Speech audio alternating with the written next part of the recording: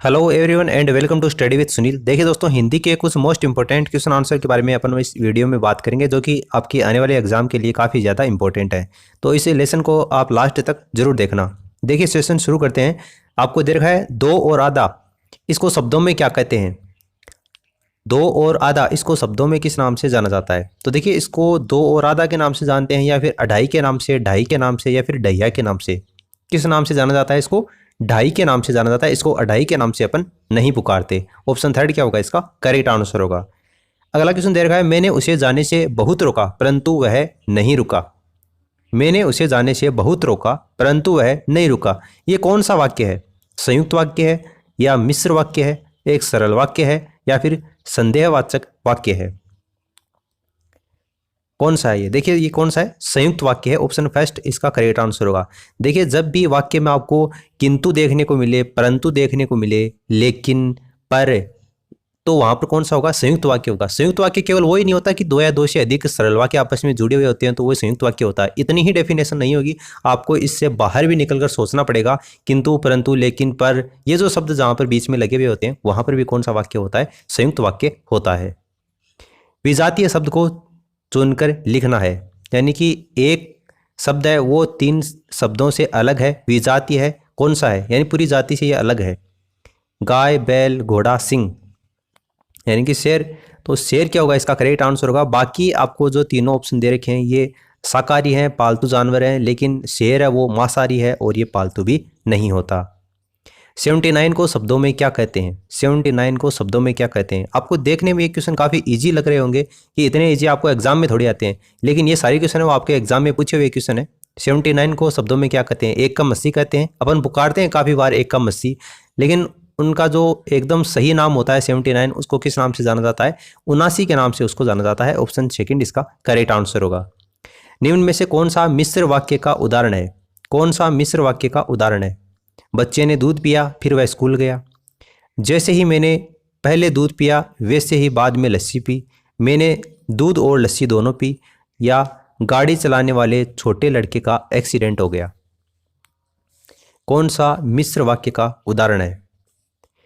देखिए, जब भी कोई एक प्रधान वाक्य होता है और उसके ऊपर आश्रित एक उपवाक्य होता है, उसके बीच में जब आपको एक तो जब देखने को मिले, तब, जहां, वहां, तथापि, जो, क्योंकि, कितना, जितना, कि, ये शब्द आपको बीच में देखने को मिले प्रधान वाक्य और उसके ऊपर आश्रित उपवाक्य के बीच में, तो वहां पर कौन सा वाक्य होता है? मिश्र वाक्य होता है। और यहां पर आपको देखिए वैसे देखने को मिला है, जैसे ही मैंने दूध पिया वैसे ही बाद में मैंने लस्सी पी। तो ऑप्शन सेकंड क्या होगा? इसका करेक्ट आंसर होगा।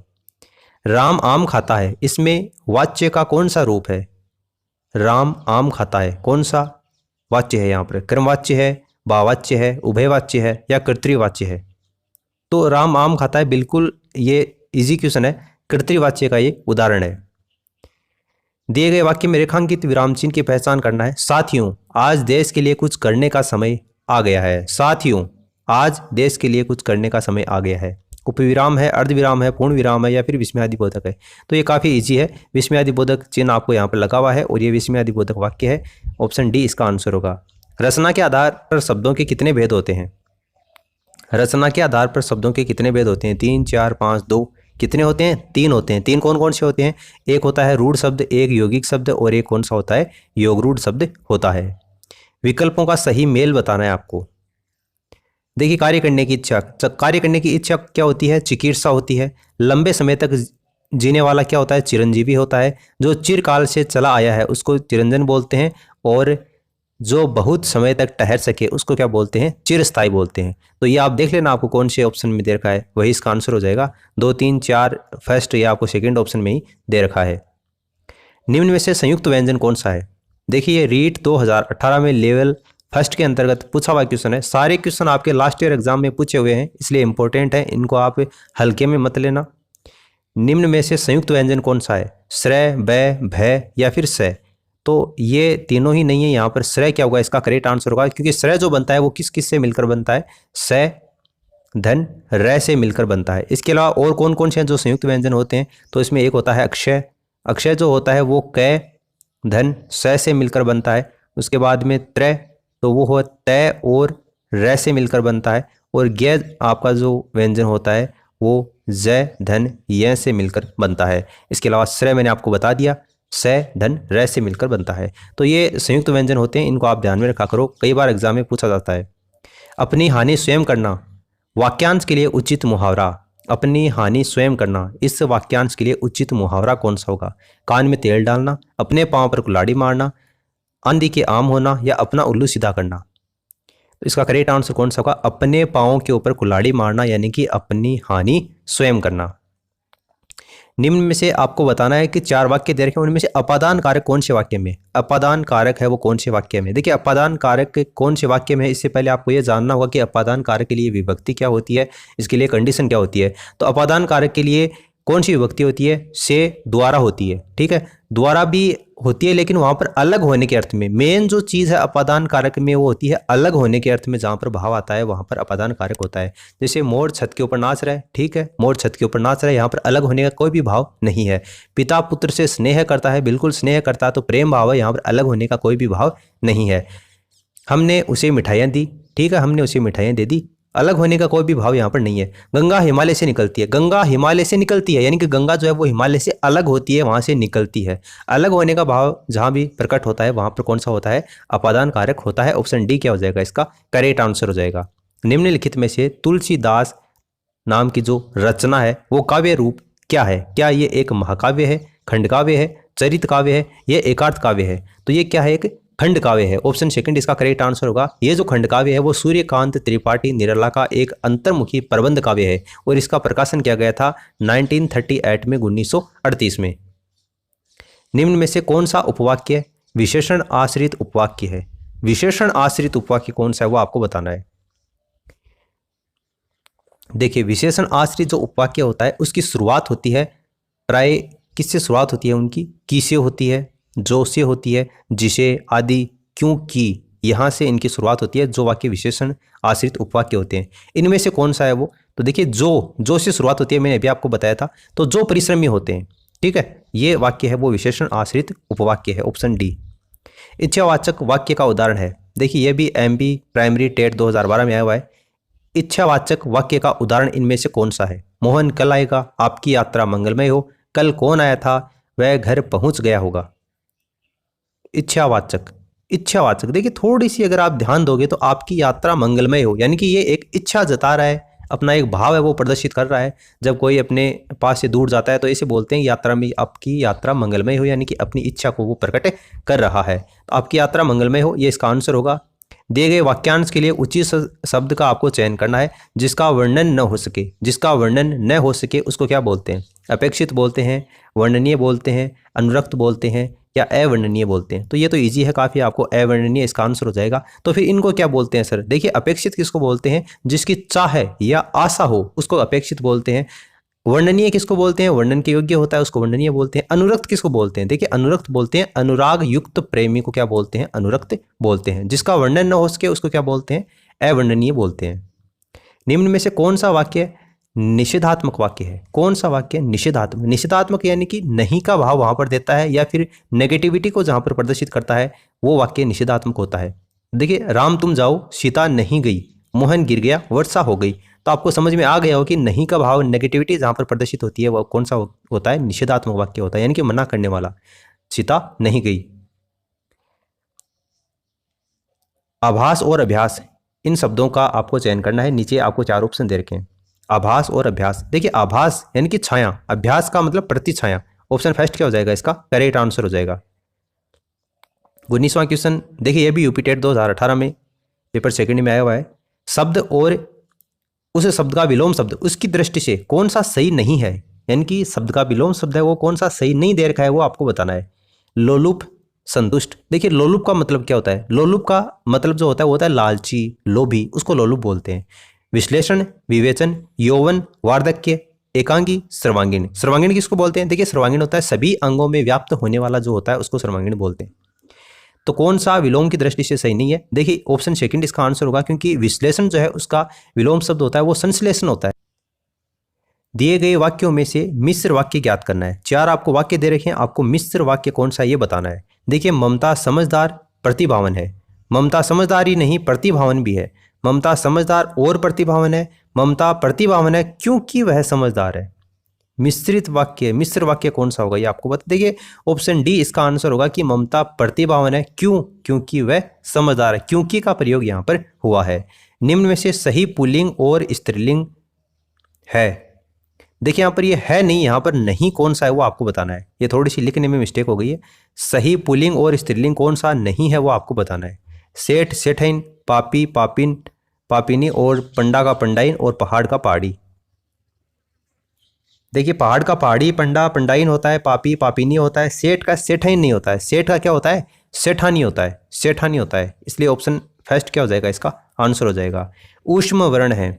ऊष्म वर्ण कौन से हैं? चार ऑप्शन आपको दे रखे हैं।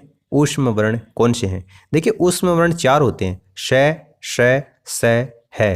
तो ऑप्शन फर्स्ट क्या हो जाएगा, इसका करेक्ट आंसर हो जाएगा। निम्न में से वचन का युग्म सही है। वचन का युग्म कौन सा सही है, यानी कि एक वचन और उसके सामने बहुवचन का युग्म एकदम सही कौन सा है, बिल्कुल वो आपको बताना है। याचना याचनाएं, रीति रीतियां, बिल्ली बिल्लियां, डिब्बा डिब्बे। जब आप इनको वाक्य में प्रयोग करते हैं तो वचन की दृष्टि से एकदम शुद्ध होना चाहिए। कौन सा है यहाँ पर? डिब्बा डिब्बे होंगे, ऑप्शन डी। निम्न में से निजवाचक सर्वनाम कौन सा है? निजवाचक सर्वनाम बताना है आपको। बस्ते से अपनी पुस्तक निकालो, बस्ते से पुस्तक निकालो। सुनो, बस्ते से पुस्तक निकालो। क्या तुमने बस्ते से पुस्तक निकाली? निजवाचक यानी अपना भाव, खुद का भाव जहां पर प्रकट होता है वहां पर निजवाचक होता है। समझने की दृष्टि से आपको बता रहा हूं। बस्ते से अपनी पुस्तक निकालो यानी कि स्वयं की पुस्तक निकालो, खुद की पुस्तक निकालो। ऑप्शन फर्स्ट क्या होगा, इसका करेक्ट आंसर होगा। मुझसे खड़ा भी नहीं हुआ जाता। वाक्य में कौन सा वाच्य है ये आपको बताना है। ये कर्तृवाच्य है, भाववाच्य है, क्रमवाच्य है या फिर अन्य वाच्य है। मुझसे खड़ा भी नहीं हुआ जाता, खड़ा भी नहीं हुआ जाता। देखिए अगर आप इसको ध्यान से देखेंगे तो यहाँ पर एक भाव प्रकट हो रहा है, ठीक है। मुझसे खड़ा भी नहीं हुआ जाता, कौन सा? ये भाववाच्य होगा। निम्नलिखित वाक्यांशों में से आपको बताना है कि मिश्र वाक्य कौन सा है। मिश्र वाक्य, गाड़ियां अब समय पर आती और समय पर ही छूट जाती हैं। मैं जानता हूं कि वह समझदारी नहीं परोपकारी भी है। गुरुजी ने लव कुश को शास्त्रों की शिक्षा दी थी। तुमने हरिद्वार में हर की पौड़ी पर स्नान किया है। मिश्रित वाक्य कौन सा है? देखिए इसका आंसर होगा मैं जानता हूं कि वह ईमानदार ही नहीं परोपकारी भी है। ये क्या है? मिश्रित वाक्य का उदाहरण है। अयोध्या धार्मिक स्थान है। वाक्य में अयोध्या शब्द में संज्ञा कौन सी है? अयोध्या धार्मिक स्थान है, इसमें अयोध्या जो शब्द प्रयोग हुआ है वाक्य में, उसमें कौन सी संज्ञा यहाँ पर प्रयोग हुई है? व्यक्तिवाचक संज्ञा है, जातिवाचक संज्ञा है, एक भाववाचक संज्ञा है या फिर द्रव्यवाचक संज्ञा है? तो देखिए अयोध्या क्या है? एक व्यक्तिवाचक संज्ञा है। ऑप्शन फर्स्ट इसका करेक्ट आंसर होगा, अयोध्या व्यक्तिवाचक संज्ञा। देखिए जयपुर, दिल्ली, अयोध्या, भारत, रामायण, अमेरिका, ये सारी क्या होती हैं? व्यक्तिवाचक संज्ञा के ही उदाहरण हैं। निम्न में से सकर्मक क्रिया का उदाहरण पहचानना है। सकर्मक क्रिया का उदाहरण कौन सा है? चिड़ियाँ उड़ रही हैं, कशिश हंस रही है, सूरज उग रहा है, सीता वीणा बजा रही है। सकर्मक क्रिया कौन से में है? देखिए उड़ना, हंसना, उगना, रेंगना, दौड़ना, कूदना, उछलना, ये सारी जो क्रियाएं होती हैं वो अकर्मक क्रियाएं होती हैं। लेकिन सीता वीणा बजा रही है, ये क्या है? सकर्मक क्रिया का उदाहरण है। ऑप्शन डी इसका आंसर होगा। अयोगवाह कहा जाता है। अयोगवाह किसको कहा जाता है? ध्यान में देना, महाप्राण को कहते हैं, अनुस्वार एवं विसर्ग को कहते हैं, संयुक्त व्यंजन को कहते हैं या फिर अल्प प्राण को कहते हैं। अयोगवाह किसको कहते हैं? देखिए ऑब्वियस सी बात है, सीधी है। अनुस्वार और जो विसर्ग होता है, अनुस्वार जो होता है ना और जो विसर्ग होता है, ये कैसी साउंड होती हैं? ये अयोगवाह साउंड होती हैं, ठीक है। Option second. निम्न में से सुंदर शब्द की उत्तरावस्था क्या है? एक शब्द आपको देते हैं कि अवस्था तीन होती हैं, एक मूलावस्था होती है, एक उत्तरावस्था होती है, एक उत्तमावस्था होती है। किसी भी वाक्य को तीन तरीके से अपन रिप्रेजेंट करते हैं, उसमें आपको सुंदर शब्द की उत्तरावस्था कौन सी है ये आपको बताना है। देखिए सुंदर जो शब्द है वो मूलावस्था में है, इसकी उत्तरावस्था बतानी है। मैं आपको उत्तरावस्था भी बताऊंगा और उत्तमावस्था भी बताऊंगा, एक उदाहरण देकर भी आपको समझाऊंगा। लेकिन आप फिर से एक बार खुद से सोच लीजिए कि सुंदर जो शब्द है उसकी उत्तरावस्था कौन सी होगी? सुंदरतर होगी, सुंदरतम होगी, सुंदरवान होगी या सुंदरमान होगी?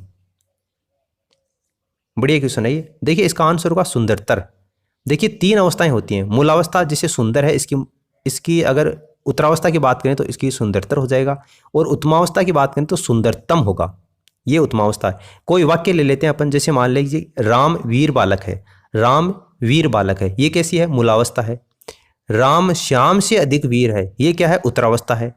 राम सबसे वीर है, ये क्या हो गई? उत्तमावस्था हो गई, यानी कि सुंदरतम की बात की थी ना आपने, तो ये उत्तमावस्था हो गई। राम सबसे वीर है, यहां पर आपको उत्तरावस्था पूछी, यानी कि सुंदरतर हो जाएगा। Option first. निम्न में से स्त्रीलिंग शब्दों का सही समूह है। समूह सही कौन सा है? स्त्रीलिंग शब्दों का बताना है आपको। हाथ पैर नाखून, नीम अशोक शीशम, सूर्य नक्षत्र चंद्र, रोमन उर्दू मालवी। देखिए रोमन उर्दू मालवी, ये क्या है? स्त्रीलिंग है। कोई भी भाषा होती है, कोई बोली होती है, उनका नाम कहीं पर होता है, कोई लिपि होती है, उनका नाम अगर कहीं पर होता है तो वो स्त्रीलिंग होती है। इसका थोड़ा सा आपको ध्यान रखना पड़ेगा। जैसे भाषा, जैसे हिंदी है, अंग्रेजी है, उर्दू है, ये हमेशा स्त्रीलिंग होती है। बोली जैसे हिंदी बोली है, मराठी बोली है, ये स्त्रीलिंग होती है। कोई लिपि है जैसे देवनागरी लिपि है, अंग्रेजी लिपि है, ये क्या होती है? हमेशा स्त्रीलिंग होती हैं। तो इसको आपको थोड़ा सा ध्यान में रखना पड़ेगा। ऑप्शन डी क्या होगा? इसका करेक्ट आंसर होगा। तो उम्मीद है आपको इस वीडियो से कुछ ना कुछ नया ही जानने को मिला होगा, सीखने को मिला होगा। अच्छा लगा तो लाइक करके मोटिवेट जरूर करें, ताकि आपके लिए आने वाले समय में इसी तरीके से नया नया कंटेंट लेकर आ पाऊँ। अगर वीडियो अच्छा लगा है तो अपने दोस्तों के साथ में इसको शेयर भी कर देना, ताकि उनको भी अपनी स्टडी के अंतर्गत बेनिफिट मिल सके। इस वीडियो में फिलहाल इतना ही। Thanks for listening. God bless you all.